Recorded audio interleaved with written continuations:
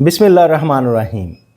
जैसे कि आपको पता है, हमारे रिसर्च पे लेक्चर्स की सीरीज़ चल रही हैं जो इंस्टीट्यूट ऑफ टैक्स प्रोफेशनल्स के यूट्यूब चैनल पे अपलोड भी हो रही हैं, और यकीनन आप इससे फ़ायदा भी उठा रहे होंगे और इसको लाइक कर रहे होंगे, शेयर कर रहे होंगे, सब्सक्राइब कर रहे होंगे। और अगर आपको कोई प्रॉब्लम आए तो उसको कमेंट भी करें ताकि हम आपको उसका प्रॉपर रिप्लाई दें। आपके शेयर करने से, सब्सक्राइब करने से दूसरों को भी फ़ायदा हो रहा होगा इसका इंशाल्लाह। तो आपको अगर कोई प्रॉब्लम आ रही है या किसी को कोई प्रॉब्लम आ रही है तो कमेंट बॉक्स में उसको कमेंट करें तो हम उसका प्रॉपर रिप्लाई देंगे। तो आज का जो हमारा टॉपिक है वो है रिसर्च पेपर की आउटलाइन। कि रिसर्च पेपर की क्या आउटलाइन होती है। आपने जब रिसर्च पेपर लिखना शुरू करना है तो आपने किस तरह से उसकी आउटलाइन पहले बनाएं। आउटलाइन जब आपकी बन जाएगी तो देन आप उसको लिखना शुरू करें। आउटलाइन में सबसे पहले हमारी जो चीज़ होती है वो इंट्रोडक्शन है। तो इंट्रोडक्शन में आपने क्या करना है, इंट्रोडक्शन में आपने सबसे पहले तो बैकग्राउंड इन्फॉर्मेशन देनी है कि जो आपको इन्फॉर्मेशन है या इसका जो बैकग्राउंड है, जिस टॉपिक पे आप लिख रहे हैं उस टॉपिक के रिलेटेड उसका जो भी बैकग्राउंड है उसको आप जो बैकग्राउंड की इन्फॉर्मेशन है उनको आप सबसे पहले लिखें।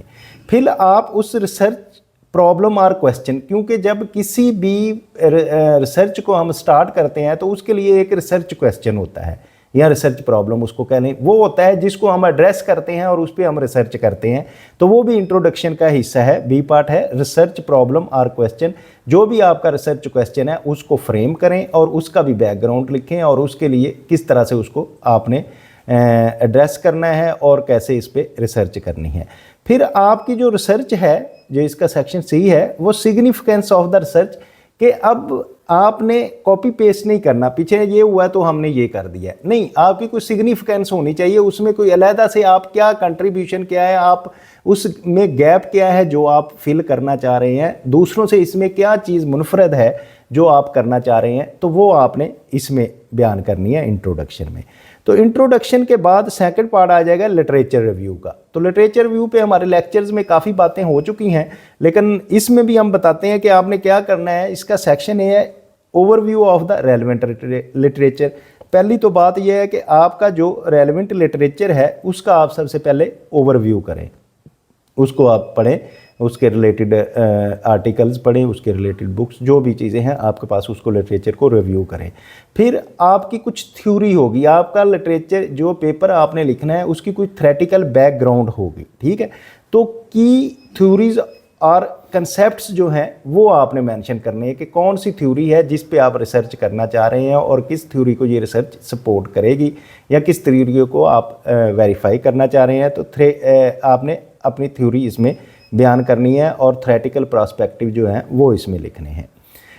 सी very important thing, gap or controversies in the literature. अगर आप लिटरेचर रिव्यू करते हुए आपको कंट्रोवर्सीज नज़र आ रही हैं कि कुछ एक चीज़ को सपोर्ट कर रहे हैं, कुछ उसको रिजेक्ट कर रहे हैं, तो इसमें जो कंट्रोवर्सीज हैं तो उनमें से अगर आपको कोई गैप मिलता है कि इस चीज़ पे नहीं हो रही कोई काम, नंबर एक कंट्रोवर्सीज है तो वो तो आप देखेंगे कि मेजोरिटी क्या कह रही है, मेजोरिटी का क्या है।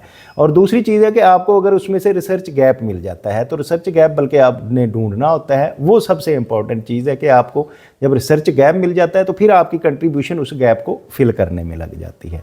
तो ये बड़ा अच्छी चीज़ है रिसर्च गैप।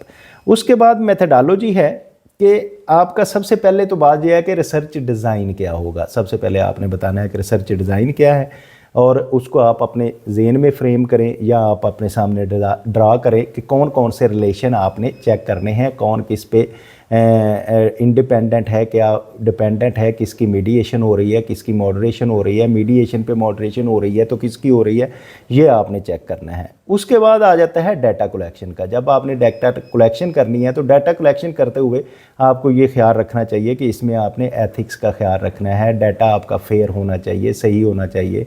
फिर डाटा आपने जो किया है वो प्राइमरी डाटा कलेक्ट किया है, सेकेंडरी डाटा कलेक्ट किया है, इन सारी चीज़ों का ख्याल रखना होना चाहिए। फिर अब जो डाटा है, क्योंकि आप अगर पूरा डाटा नहीं कर सकते तो आपने सैंपल सिलेक्शन करनी होगी। तो अब सैंपल के लिए किस मेथड को आपने यूज़ किया है और सैम्पलिंग किस मेथड की से आपने सैम्पलिंग की है इसकी, और सैम्पलिंग इस तरह से फेयर होनी चाहिए जो पूरे डाटा को रिप्रेजेंट करे। तो उसके बाद सैंपल सिलेक्शन होगी और डी में होगा डाटा एनालिसिस टेक्निक्स। अब आपने ज़ाहिर है डाटा एनालिसिस जो आपने करना है तो वो कुछ टेक्निक्स हैं, उसकी स्टैटिस्टिकल टेक्निक्स हैं, उन पे आपने कौन सी टेक्निक यूज़ की है, उसमें आपने रिग्रेशन की है, कोरिलेशन की है, और कौन सी टेक्निक के साथ ये सारी प्रोसेस किया है, तो वो आप इसमें टेक्निक्स अपनी जो हैं वो बयान करेंगे, उनके बारे में बताएंगे कि ये हमने टेक्निक्स यूज़ की है। तो फोर्थ वन पे आ जाएगा, आपके रिज़ल्ट्स आ जाएंगे। तो आपके जो अब रिज़ल्ट्स हैं, जो आपने एनालिसिस किया और एनालिसिस से जो रिज़ल्ट आपने फाइंड किए, अब उन रिज़ल्ट्स को जो है ना आप उनकी प्रेजेंटेशन करेंगे उन फाइंडिंग्स की, कि किस तरह से उसको टेबुलर फॉर्म में प्रेजेंट करेंगे, फिर उसकी एक्सप्लेन करेंगे, उसका थोड़ा सा बताएंगे कि ये रिज़ल्ट है। तो फिर डाटा एनालिसिस एंड इंटरप्रिटेशन, तो वो आपने जो डाटा का एनालिसिस किया होगा उसकी इंटरप्रिटेशन देंगे उन टेबल्स के नीचे, और इंटरप्रेट करेंगे कि क्या रिज़ल्ट आए और क्यों, किसका किस पे इफेक्ट पूरा आ रहा है, कौन किसको रिजेक्ट कर रहा है, कौन किसको एक्सेप्ट कर रहा है, और कौन सा जो है वो रिज़ल्ट अच्छे आ रहे हैं, कौन से बुरे आ रहे हैं, वो सारी इंटरप्रिटेशन करेंगे। फिर सपोर्ट फॉर रिसर्च क्वेश्चन और हाइपोथेसिस, तो अब ये होगा कि आपका जो रिज़ल्ट्स हैं वो ज़ाहिर है जो आपने रिसर्च क्वेश्चन बनाया सबसे पहले और फिर उसके हाइपोथेसिस बनाए, तो अब आपने देखना है कि क्या ये इसको सपोर्ट कर रहे हैं या नहीं सपोर्ट कर रहे, आपके रिसर्च क्वेश्चन को सपोर्ट हो रही है या नहीं हो रही, या आपके हाइपोथेसिस को सपोर्ट हो रही है या नहीं हो रही, ये देख के इसकी फिर आप इंटरप्रिटेशन करेंगे। तो इसके बाद आ जाएगा आपकी डिस्कशन, तो डिस्कशन में इंटरप्रिटेशन ऑफ द रिज़ल्ट के रिज़ल्ट्स को आप इंटरप्रेट करेंगे और सारा उसके बारे में बताएंगे कि क्या क्या हमारे रिज़ल्ट्स थे और किस तरह से वो सारी चीज़ें बताई जाएंगी। फिर comparison with the existing literature, अब हमारे पास जो एग्जिस्टिंग लिटरेचर था, हमने लिटरेचर रिव्यू किया था, उसमें जो रिज़ल्ट्स आ रहे थे चीज़ों के, उसके बारे में हम देखेंगे कि क्या ये रिज़ल्ट्स हमारे उनसे मैच कर रहे हैं, उनसे डिफ़र कर रहे हैं, या उनका कोई गैप था अब हमने फिल कर दिया है, वो आ रहे हैं, वो सारी आप इस पर डिस्कशन करेंगे।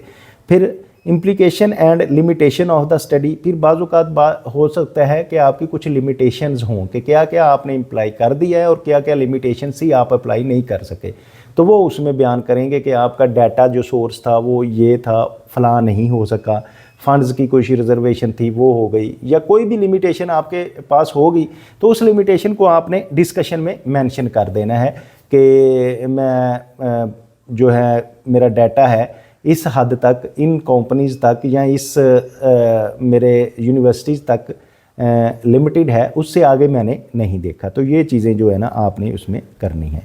तो उसके बाद आ जाएंगे आपके कंक्लूजन जो होगा आपकी रिसर्च का जो पार्ट है 6, वो आ जाएगा। Summary of the key findings, जो आपने फाइंडिंग्स आपकी आई होंगी उसकी समरीज आप बयान करेंगे कि ये जो है ना समरी है उसकी।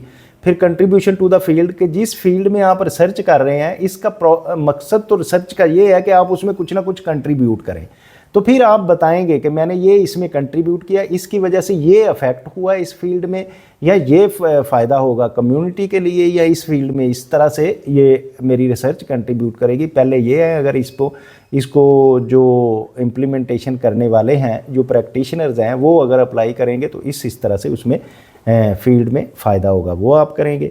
फिर आप कंक्लूजन में ये भी देंगे कि फ्यूचर रिसर्च में आपको क्या रिकमेंडेशन कर सकते हैं कि आपने ये चीज़ें ऑलरेडी एग्जिस्ट कर रही थी, ये मैंने बीच में कंट्रीब्यूट कर लिया, लेकिन इतना गैप अभी भी बाकी है, आप इस पे काम कर सकते हैं, तो वो आप उसमें फ्यूचर रिकमेंडेशन आप दे सकते हैं।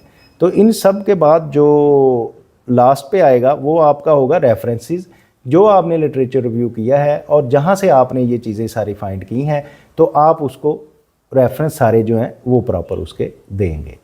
तो ये था आज का हमारा। Thank you very much.